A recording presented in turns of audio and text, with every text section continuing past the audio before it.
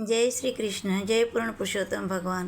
પુરુષોત્તમ માસનો આજનો 6ઠ્ઠો અધ્યાય. પુરુષોત્તમ વિનંતી.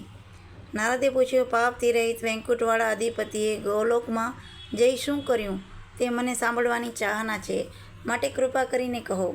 શ્રી નારાયણ બોલ્યા, હે પાપથી રહિત નારદ, ત્યારે જે થયું તે હું તમને કહું છું, માટે સાંભળો. વિષ્ણુ અધિક માસની સંગાતે ગોલોકમાં ગયા.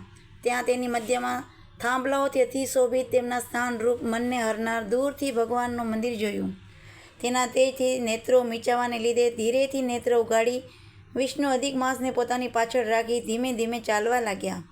આનંદ સહિત અધિક માસની સાથે મંદિરની નજીક પહોંચવાથી ઊભા થયેલા દ્વારપાળોએ ચરણોમાં વંદન કરાવેલા વિષ્ણુ ધીરેથી ભગવાનના મંદિરમાં પ્રવેશ્યા. તેની શોભાથી જેના નેત્ર હરાયેલા છે એવા લક્ષ્મીના પતિ વિષ્ણુ ત્યાં જઈ ગોપીઓના ટોળાની વચમાં રહેલા રત્નો સિંહાસન ઉપર બિરાજેલા શ્રી કૃષ્ણ ભગવાને તુરંત જ પગે લાગ્યા અને હાથ જોડી આ પ્રમાણે બોલ્યા. શ્રી વિષ્ણુએ કહ્યું, ગુણોને ઉલ્લંઘન કરી રહેલા ગોપોના પતિ એક અવર નહીં જણાય એવા ગોવાળના વેશને ધારણ કરનાર, કિશોર અવસ્થામાં શાંત ગોવાળના કાંત મનોહર, નવા મેઘના જેવા શ્યામ, કરોડો કામદેવના સરખા સુંદર વૃંદાવન વનમાં મધ્ય રાસમંડળમાં રહેલા શોભિત પિતાંબરવાળા, શાંત વિભાગથી સુંદર આકારવાળા, રસના અધિપતિ, રાસની શોભામાં ઉત્સાહવાળા, બે ભુજાવાળા, જેના હાથમાં મુરલી છે અને જેના વસ્ત્ર પીળા છે એવા અવિનાશી શ્રી કૃષ્ણને વંદન કરું છું. આ પ્રમાણે કહી તેને નમન કરી તેના હુકમથી પાર્ષદોએ સત્કાર કરેલા તે વૈકુંઠવાસી વિષ્ણુ ઉત્તમ સિંહાસન પર બિરાજ્યા. નારાયણ બોલ્યા, આ પ્રમાણે વિષ્ણુએ કરેલી સ્તુતિ સવારમાં ઉઠતા જે પાઠ કરે છે તેના પાપો નાશ પામે છે.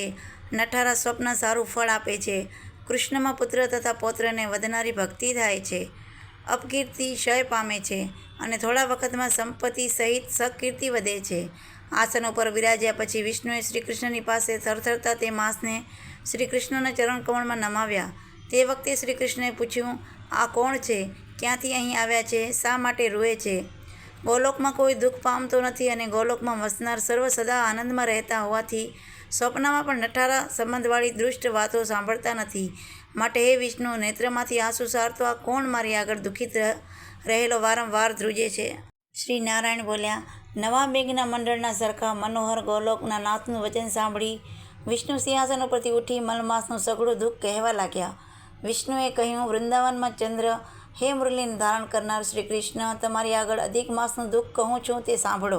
આ ધણી વગરનો છે, માટે એને લઈ હું અહીં આવ્યો છું. આપ એના આકરા દુઃખરૂપી વેનના અગ્નિ દૂર કરો. આ સૂર્યની સંક્રાંતિથી રહિત અધિક માસ છે. વળી આ નધણીયા તો મેલો અને સદા સારા કર્મમાં નાલાયક મહિનામાં સ્નાન કરવું નહીં. આ પ્રમાણે સ્વામીના ગર્ભવાળા સઘળા વનસ્પતિ, વેલો વગેરે 12 માસ, કલા વગેરે અયન તથા વર્ષોએ તિરસ્કાર કરેલા છે. આવા દુઃખરૂપ અગ્નિથી જ બળેલો આ મરવાને તૈયાર થયો છે. પછી બીજા દયાળુઓએ મોકલેલા તે મારી પાસે આવ્યો છે. હે ઇન્દ્રોના અધિપતિ, શરણની ઈચ્છાથી થરથરતા, કપતા, વારંવાર રોતા, સંકોચ વગર સઘળું દુઃખ જણાવવા લાગ્યા. આનું મોટો દુઃખનું નિવારણ આપના વિના થાય એવું નથી. હે કૃષ્ણ, હે ગોલોકપતિ, આ આશરા વગરનાને હાથ ઉપર કરી આપની પાસે લાવ્યો છું. આપ પારકાનું દુઃખ ખમી શકતા નથી. આ હું વેદને જાણનારા કહે છે, માટે કૃપા કરીને આને અભય અને સુખી કરો. હે જગતના નાથ, આપના ચરણ કમળને પામેલો ક્યારેય શોક કરતો નથી. આ હું વેદને જાણનારું વચન કેમ ખોટું થાય? માટે પણ આના પણ દુઃખનું નિવારણ કરવું જોઈએ. સઘળું છોડીને આવ્યો છું, માટે આપ મને સફળ કરો. ક્યારે પણ પ્રભુની નજીકમાં વારંવાર બોલ્યા કરવું નહીં. આ હું હંમેશા નીતિમાં કુશળ મોટી બુદ્ધિવાળાઓ કહે છે, માટે વધારે કહેતો નથી. આ રીતે સર્વાત્મા શ્રી કૃષ્ણને જણાવી બે હાથ જોડનાર વિષ્ણુ તેનું મુખ કમલ જોતાં ભગવાનની પાસે ઊભા રહ્યા.